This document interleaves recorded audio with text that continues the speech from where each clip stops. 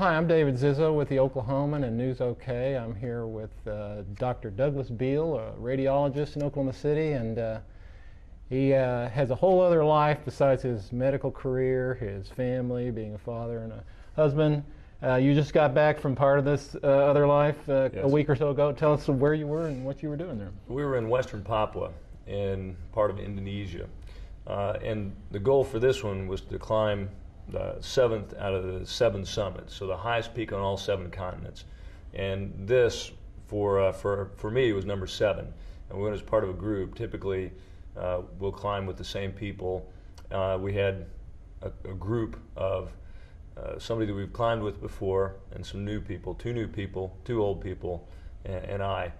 And the mountain there was called the Karstens Pyramid, and it's a mountain a little over 16,000 feet. It's a limestone uplift, and it's in the center of the island. And the greatest challenge about this one was getting to the mountain. Very different than some of the other places you can go to, drive to, fly to.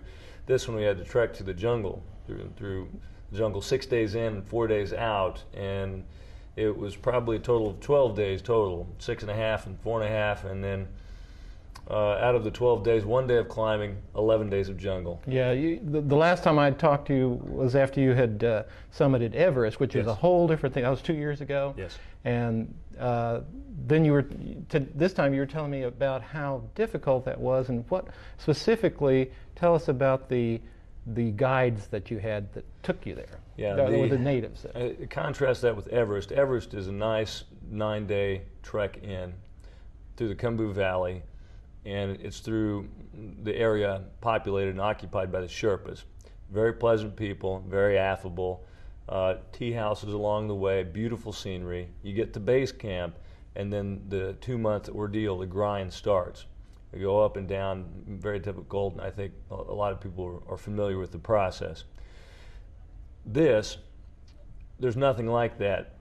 You fly in to a small town on the periphery of the island called Nabire, and it's got an airport and a couple buildings and not a lot else. And we take a small bush plane, a de Havilland Twin Otter, into a small village called Sugapa, and it is a small village, and it is remote, and the people that occupy that are the Papuans. They are a group of people that look Aboriginal. You can go out in the town, and inevitably, regardless of what you're doing, you'll look back and there'll be 50 people following you. You stand out greatly. The people there are smaller. We had the guides that we went with us. One of the Scottish guys that went with us is that I've climbed 4 out of the 7 summits with. Combine that with some of the local Indonesian people and some of the porters that would help us carry our gear and equipment. And we started from the small village Sugapa, trekking about 50 kilometers inland through the jungle to the mountain. I found it interesting the way they decided who was going to go. Their decision-making process took 2 days. 2 days. One of the best way to put it probably was quoted by Peter, the Australian police officer that was on our team, whenever he described they had poor conflict resolution skills, and I think that's accurate. So then it was 6 days of jungle trekking, which Yes. was the hardest part. When you get to the mountains, a little bit of a relief. All we got to do is climb this mountain now. Very different. Most of the trips we go on, it's 80% mountain and 20% getting there and logistics.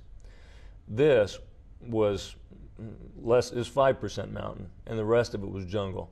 We went from jungle, rainforest, to an upland heather forest, to alpine forest, and because it's 4 degrees south of the equator, there is vegetation right up to base camp. We got to base camp, and from base camp up to the summit and back took me 10 hours.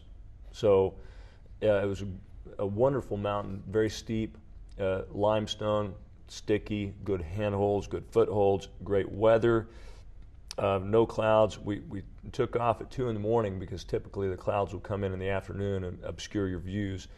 But a very nice climb, but the only disappointing thing about that, there was not enough of it. Yeah. I wish there was more climb, less jungle. Now, when you got to the top, you were with these other climbers who were in various stages of completing their 7 summits. You were the only one that had, this was your seventh summit. Right. So there was a little different attitude at the top between you and the other climbers. Kind of explain that. At the top, everybody's very excited.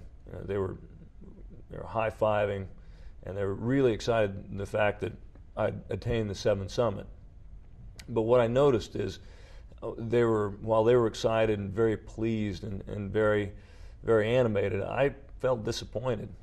I felt disappointed that you had the realization that suddenly it's over. And usually you come down, you talk and you plan about what you'll do next. And the fellowship camaraderie that you don't really realize is happening. Where are we going to meet next year? What continent will it be? How do we solve the logistics of getting to remote places like Antarctica? I mean, this is what allows the communication and fosters the communication over the course of the months and the days preceding the climb. Then you realize once you finish, that's it. There's nothing else. And I didn't expect to be disappointed, but I was. And so I think the next goal is to try to figure out how to fill that. Well, speaking of next, that was my next question.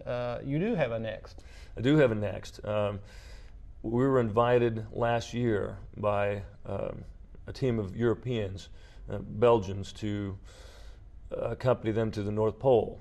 So we said yes, and that will be interesting, I think. May? Next April. April. So for 3 weeks in April, we're going to go from the edge of the ice shelf, pulling sleds. There'll be a total of 10 of us, and we're going to try to get to the direct north, the satellite, the GPS point of the North Pole, and that should be quite a challenge. It should be fairly interesting. Well, we hope you come back and tell us about that. Thank you very much. That. And we appreciate you stopping by again. Absolutely. Thank you, Dan. Thank you very much. Thank you. Let's see it.